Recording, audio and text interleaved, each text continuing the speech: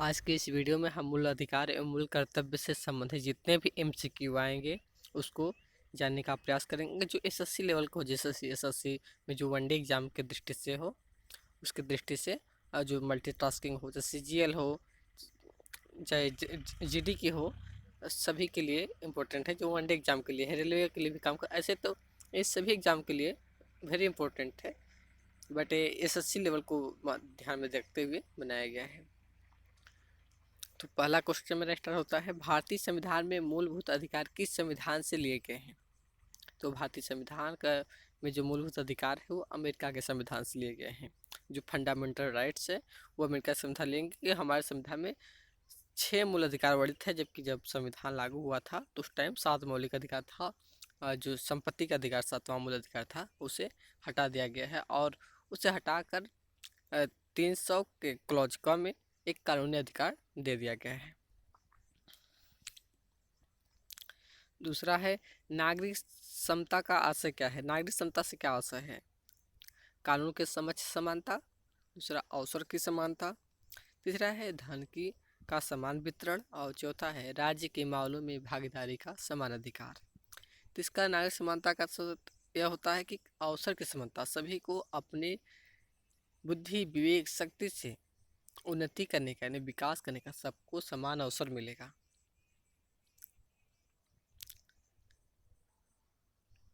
Article 14 के तहत सभी नागरिकों को यानी सभी व्यक्तियों को विधि के समक्ष समानता का अधिकार प्रदान किया गया है, जबकि अनुच्छेद 16 के तहत सभी नागरिकों को लोक नियोजन सार्वजनिक जो सेवाएं होंगी के विषय में अवसर की समानता दी जाएगी। अतः इससे क्या होता है कि नागरिक समानता से अवसर की समानता है, अवसर लोक नियोजन में अवसर की समानता, यानी जो भी सरकारी सेवाएं या कुछ भी नियुक्तियां पद भर्ती जो भी आएंगे सबको समान अवसर दिया जाएगा पद प्राप्त करने के लिए। तीसरा क्वेश्चन, संविधान की किस धारा के अंतर्गत कोई भी व्यक्ति मूलभूत अधिकारों के हनन का मामला सीधे उच्चतम न्यायालय में उठा सकता है? तो ऑप्शन ए है धारा 32, ऑप्शन बी धारा 28, ऑप्शन सी धारा 29, ऑप्शन डी धारा 31। तो संविधान का जो आर्टिकल 32 है इसके तहत क्या है, संवैधानिक उपचारों का अधिकार दिया गया है, यानी इसी के तहत व्यक्ति अपने मूल अधिकारों के हनन के विरुद्ध उच्चतम न्यायालय में या तो उच्च न्यायालय में शरण ले सकता है।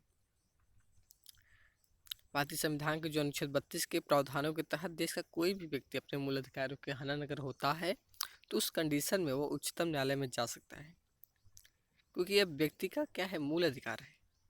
इसे संवैधानिक उपचारों का अधिकार दिया गया है। इसे भीमराव अम्बेडकर ने क्या कहा, संविधान की आत्मा कहा है। क्यों कहा है? क्योंकि इससे क्या है, सभी जो मूल अधिकार है सुरक्षित होते हैं, क्योंकि इसी के तहत हम सर्वोच्च न्यायालय में जा सकते हैं अपने अधिकारों के रक्षा के लिए। अगला क्वेश्चन है, मौलिक अधिकारों को लागू करने के लिए निम्नोक्त में से किसी न्यायालय द्वारा क्या जारी किया जा सकता है? ऑप्शन ए है डिक्री, दूसरा है अध्यादेश, तीसरा है समादेश यानी रिट, चौथा है अधिसूचना। तो मौलिक अधिकारों के संरक्षण के लिए न्यायालय क्या करती है, रिट जारी करती है, यानी option C is the correct answer होगा इसका।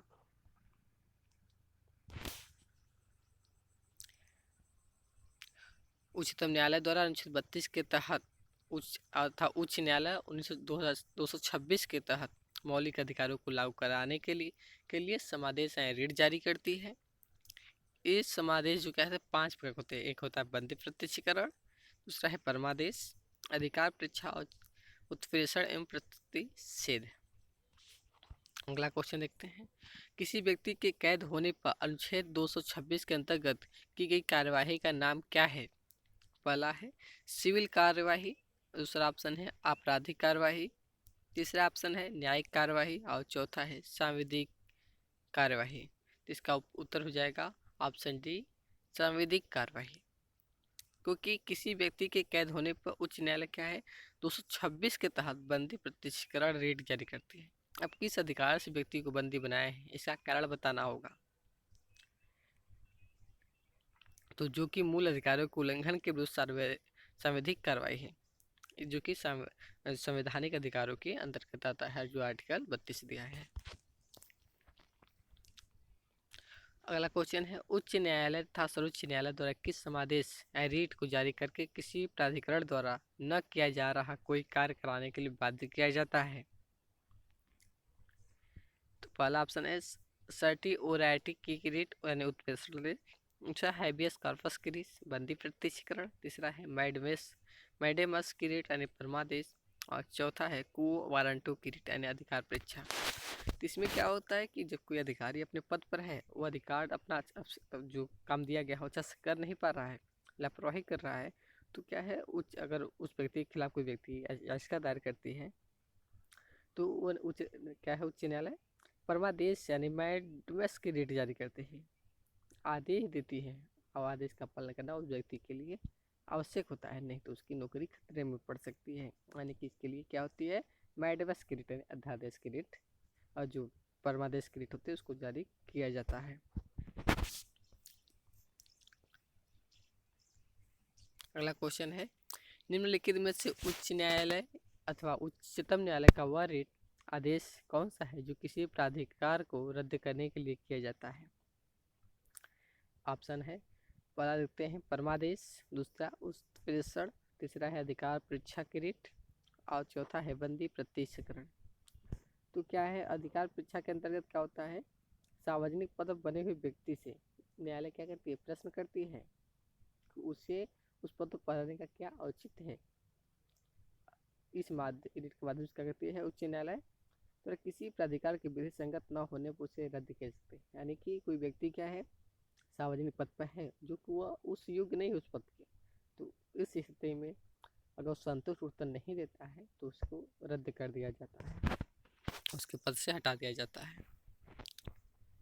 अगला क्वेश्चन है, निम्नलिखित में से किस याचिका के अधीन किसी कर्मचारी को ऐसी कार्यवाही करने से रोका जा सकता है जिसके लिए वह सरकारी तौर पर हकदार नहीं है? ऑप्शन है परमादेश, दूसरा है अधिकार परीक्षा रीट, तीसरा है उत्प्रेषण रीट, चौथा है प्रत्यक्षीकरण रीट। तो इसका उत्तर हो जाएगा अधिकार परीक्षा रीट होगा। अधिकार परीक्षा रीट के तहत क्या होता है, कर्मचारी को अवैधानिक रूप से की जाने वाली जो कार्यवाही है करने से न्यायालय क्या होती है, रोकती है। इस रीट के तहत क्या है, न्यायालय यह पूछती है कि वो किस प्राधिकार से वो कार्य को कर रहा है।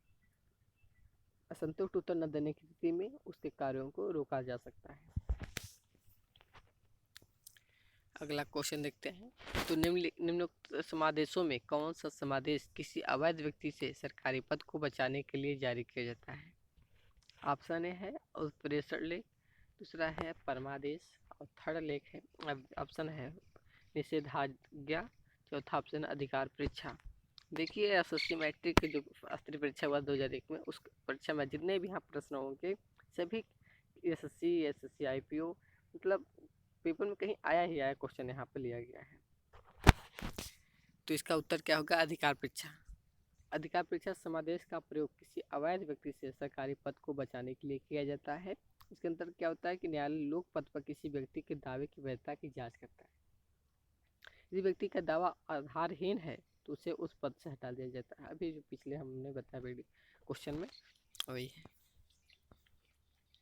अगला क्वेश्चन है, निम्नलिखित में से रीट व्यक्तिगत स्वतंत्रता का बुल्क वर्क है?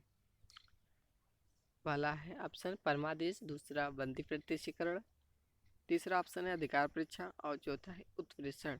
देखिए ये भी क्वेश्चन आया था लोअर डिवीजन क्लर्क 2005 में आया था। तो ऑप्शन है बी हो जाएगा बंदी प्रत्यक्षीकरण, क्योंकि अगर किसी व्यक्ति को गैर कानूनी ढंग से अगर बंदी बनाया जाता है तो उस कंडीशन में क्या है, व्यक्ति क्या है न्यायालय शरण ले सकता है। संवैधानिक उपचारों के अंतर्गत अनुच्छेद 32 में लिखित भी रीटों में बंदी प्रत्यक्षीकरण की रीट व्यक्तिगत स्वतंत्रता की बुलवर्क है। रीट सरकारी व गैर सरकारी दोनों ही प्रकार के व्यक्तियों के विरुद्ध जारी किया जा सकता है। दूसरा अगला क्वेश्चन है, निम्नलिखित में से कौन सा निजी स्वतंत्रता का आधार है? परमादेश, दूसरा है बंदी प्रत्यक्षीकरण, तीसरा ऑप्शन है अधिकार परीक्षा, और चौथा है उत्प्रेषण। ये देखिए एसएससी 2006 में आया था सेक्शन ऑफ में। इसका उत्तर हो जाएगा बंदी प्रत्यक्षीकरण।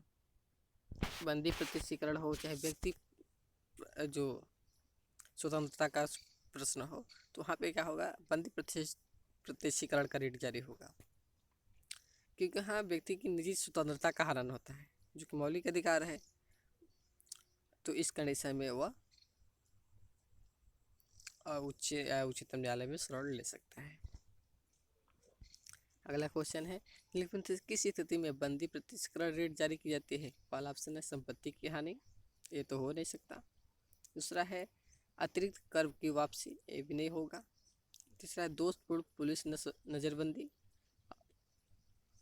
और चौथा है भाषण की स्वतंत्रता का उल्लंघन है। तो यहाँ तो ऑप्शन सी करेक्ट आंसर नजर आ रही है, क्योंकि अगर पुलिस अवैध रूप से यानी नज़रबंद कर देती है जो कि सही नहीं है, तो उस कंडीशन में बंदी प्रत्यक्षीकरण रेट जारी किया जाता है।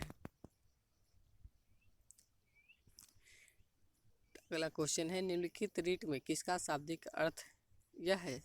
सशरीर प्रस्तुत करो।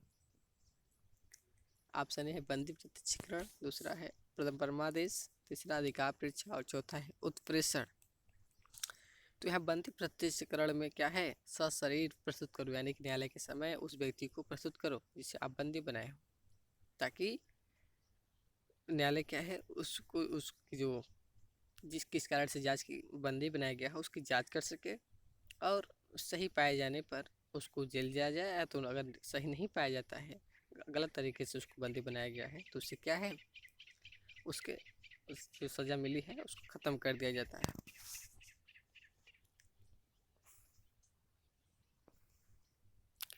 अगला क्वेश्चन है, किसी व्यक्ति के अवैध निरोध के मामले में न्यायालय द्वारा निम्नलिखित में से क्या जारी किया जाता है? बंदी प्रत्यक्षीकरण, ऑप्शन बी है परमादेश, ऑप्शन सी उत्प्रेषण लेख, और चौथा है क्वांटो को क्लो जो क्या है को वारंट, कभी कभी क्यों होता है को वारंट होता है।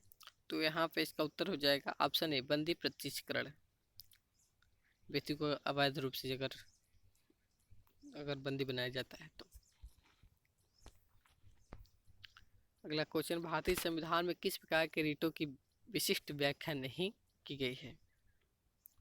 परमादेश, प्रतिषेध, ऑप्शन सी व्यादेश, और चौथा है निषेध। तो यहाँ पे परमादेश और प्रतिषेध क्या है, रीट में सम्मिलित है पांचों रीट में, जबकि आप व्यादेश और निषेध ये दो क्या है ऑप्शन जो रीट में सम्मिलित नहीं है।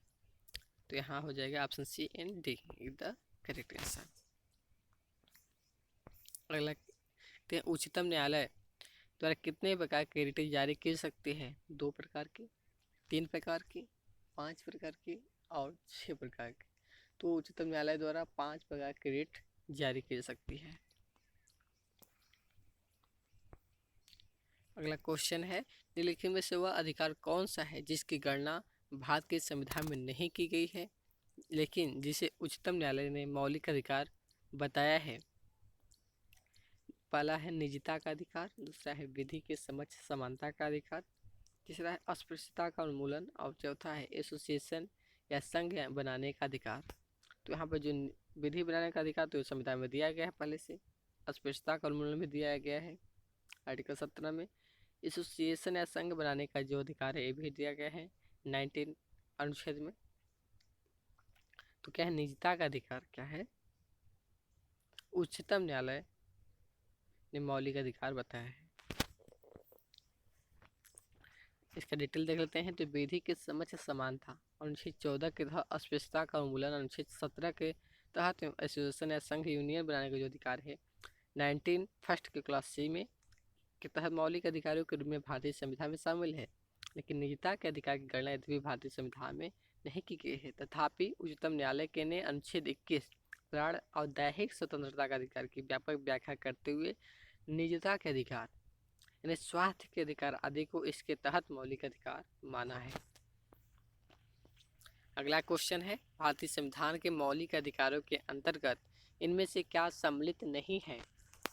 ऑप्शन ए है भाषण की स्वतंत्रता का अधिकार, विधि के समक्ष समानता का अधिकार, संवैधानिक उपचारों का अधिकार, चौथा है समान कार्य के लिए समान वेतन का अधिकार। इसमें उत्तर हो जाएगा इसका समान कार्य के लिए समान वेतन का अधिकार, क्योंकि यह मौलिक अधिकार नहीं है, यह नीति निर्देशक तत्व का पार्ट है।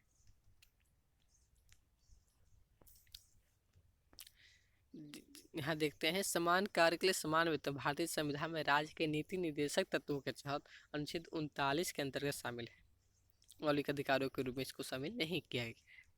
अन्य तीनों विकल्प जो प्रस्तुत भाषा की स्वतंत्रता का अनुच्छेद 19 फट का क्लॉज ए के तहत विधि के समक्ष समानता अनुच्छेद 14 संवैधानिक उपचारों को अधिकार 32 में दिया गया है, लेकिन जो समान कार्य और समान वेतन की जो बात की गई है वह आर्टिकल 39 में दिया गया है, जो कि नीति निर्देशक तत्व का पार्ट है।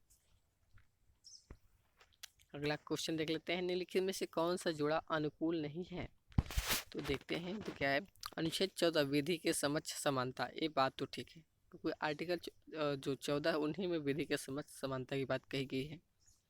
अनुच्छेद 16 समान अवसर, ये भी ठीक है। अनुच्छेद 17 उपाधियों का समापन। अनुच्छेद 18 सैनिक उपाधियों की अनुमति। तो ऑप्शन सी द करेक्ट हो, क्योंकि अनुच्छेद 17 में क्या दिया गया है, अस्पृश्यता का उन्मूलन किया गया है, उपाधियों का जो समापन है वह अनुच्छेद 18 की बात है, तो इसलिए यहाँ पे option see the correct answer हो जाएगा। उपाधियों के अंत के अंतर्गत क्या होता है कि जो पहले उपाधि दी उसका अंत हो जाएगा, कि शैक्षिक और राज्य से नाम जो उपाधि दी जाती है उसकी मान्यता होगी, उसका प्रावधान है। निम्नलिखित में से अगला क्वेश्चन है, क्या है देखते हैं, निम्नलिखित में से वह अधिकार कौन सा है जिसकी गणना भारतीय संविधान में नहीं की गई है, लेकिन उच्चतम न्यायालय उसे मौलिक अधिकार बताया है? तो पहला जीवन का अधिकार, दैहिक अधिकार के अंतर्गत आता है आर्टिकल 21। दूसरा है सार्वजनिक रोजगार के मामले में अवसर की समानता, जो कि आर्टिकल 16 में है। व्यक्तिगत स्वतंत्रता का रक्षण, और ऑप्शन डी है अस्थायी आवास का अधिकार। जो अस्थायी आवास का अधिकार है वह क्या है, मौलिक अधिकार। संविधान में तो नहीं दिया गया है, लेकिन इसको अस्थायी आवास का अधिकार क्या है, मौलिक अधिकार माना है कौन, उच्चतम न्यायालय।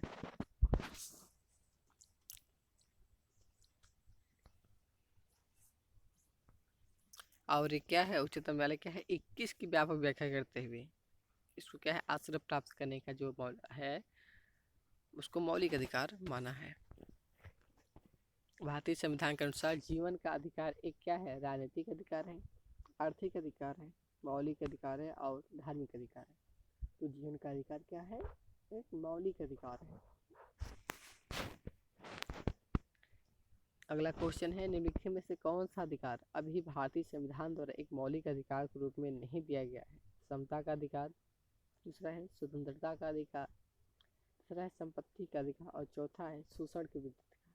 तो इसका उत्तर हो जाएगा ऑप्शन सी संपत्ति का अधिकार, क्योंकि यह मौलिक अधिकार तो पहले था जब संविधान लागू हुआ था, लेकिन जब इसको क्या है 44वें संविधान संशोधन 1978 के द्वारा इसे हटा दिया गया है। तो 44वां संविधान संशोधन हुआ था और उसे कानूनी अधिकार दिया गया है, जो कि अनुच्छेद 300 क में रख दिया गया है, एक कानूनी अधिकार देकर। अगला क्वेश्चन है, किस संविधान संशोधन अधिनियम द्वारा संपत्ति का अधिकार मूल अधिकार नहीं रहा? इसका उत्तर है लिखते हैं ऑप्शन ए 44वां संविधान संशोधन, 42वां संविधान संशोधन, 43वां संविधान संशोधन और 45वां संविधान संशोधन। तो 44वें संविधान संशोधन के साथ संपत्ति के अधिकार को कानूनी अधिकार दिया गया, मौलिक अधिकार की श्रेणी से हटा दिया गया। अगला क्वेश्चन है, 44वें संविधान संशोधन के अंतर्गत विधिक अधिकार बन गया कौन? शिक्षा का अधिकार ऑप्शन है, दूसरा है संपत्ति का अधिकार, तीसरा न्यायिक उपचार का अधिकार और चौथा है काम का अधिकार। तो संपत्ति का अधिकार 44वां संविधान संशोधन के अंतर्गत विधिक अधिकार बनता है, और जो कि अनुच्छेद 300 के क्लॉज क में रख दिया गया है। भारतीय संविधान के अनुसार संपत्ति का अधिकार क्या है, मौलिक अधिकार है, प्राकृतिक अधिकार है, विधिक अधिकार है या नैतिक अधिकार है? इसका उत्तर क्या होगा, इसका उत्तर हो जाएगा विधिक अधिकार यानी कानूनी अधिकार है। संपत्ति के अधिकार को मौलिक अधिकारों की सूची में किसके शासनकाल के दौरान हटाया गया? ऑप्शन लिखते हैं तो इंदिरा गांधी की सरकार थी कि मोरारजी देसाई सरकार। ऑप्शन सी नरसिम्हा राव सरकार। अब चौथा है वाजपेयी सरकार। तो मोरारजी देसाई सरकार की शासनकाल में संपत्ति के अधिकार को मौलिक अधिकारों की सूची से हटाया गया था, जब 44वां संविधान संशोधन 1978 में किया गया। तो अनुच्छेद 31 में जो समिट था उसको भी हटा दिया गया। अगला क्वेश्चन है, निम्नलिखित में से वह मौलिक अधिकार कौन सा है जिसे डॉक्टर अंबेडकर के अनुसार संविधान का दिल कहा गया है? पहला है संवैधानिक उपचारों का अधिकार, दूसरा है धर्म का अधिकार, तीसरा है समता का अधिकार और चौथा है स्वतंत्रता का अधिकार। तो ऑप्शन ए द फर्स्ट जो है करेक्ट आंसर होगा, संवैधानिक उपचारों का अधिकार। अंबेडकर ने इसे ही संविधान का हृदय यानी दिल कहा था। डॉक्टर बी आर अम्बेडकर के ने संविधान के मूल अधिकारों में उल्लिखित संवैधानिक उपचारों के अधिकार अनुच्छेद 32 को संविधान का हृदय अथवा आत्मा कहा। यह अधिकार मूल अधिकारों की 5 प्रकार के रीटबंदी, प्रत्यक्षीकरण, परमादेश, प्रतिषेध, उत्प्रेषण और अधिकार परीक्षा के माध्यम से लागू कराने की गारंटी प्रदान करता है। उच्चतम न्यायालय को इन रीटों को अनुच्छेद 32 के तहत जारी करने का अधिकार, जबकि अनुच्छेद 226 के अधीन उच्चतम न्यायालय को इन रीटों को जारी करने का अधिकार देता है। अगला क्वेश्चन है, भारत के संविधान में संवैधानिक उपचार का अधिकार निम्नलिखित में किस अनुच्छेद में दिया गया है?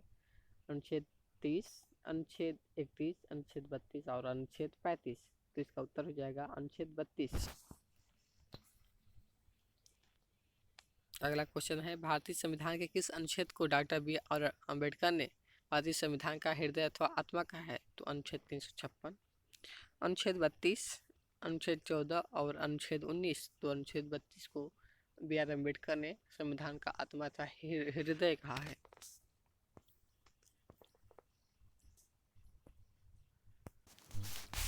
अगला क्वेश्चन है, कारखानों अथवा खानों में कोई व्यक्ति नियुक्त नहीं किया जा सकता है जब तक उसकी आयु कम से कम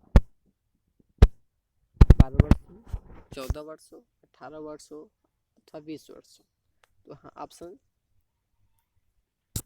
बी द करेक्ट आंसर होगा। संविधान के जो अनुच्छेद 14 के तहत 14 वर्ष से कम आयु के बालकों को किसी कारखाने अथवा अन्य परिसंकटमय नियोजन में लगाए जाने का प्रसिद्ध किया गया है। लेकिन अब क्या है कि अब 18 साल से कम के कोई व्यक्ति है तो उसको किसी भी कंपनी में काम नहीं मिल सकता। अगला क्वेश्चन है, निःशुल्क शिक्षा का अधिकार कुछ सीमाओं के अंतर्गत क्या है? मौलिक अधिकार के रूप में गारंटी देता है। दूसरा है राज्य की नीति के निर्देशक सिद्धांतों में प्रतिष्ठित है। अगला क्वेश्चन संविधान की उद्देशिका में रेखांकित है और संविधान में उपेक्षित है। तो इसका उत्तर जाएगा मौलिक अधिकार के रूप में गारंटी है कुल अधिकार कुछ सीमाओं के तहत। अब नेक्स्ट वीडियो में अगला देखेंगे मौलिक अधिकार संबंधित और क्वेश्चन जो बनेंगे।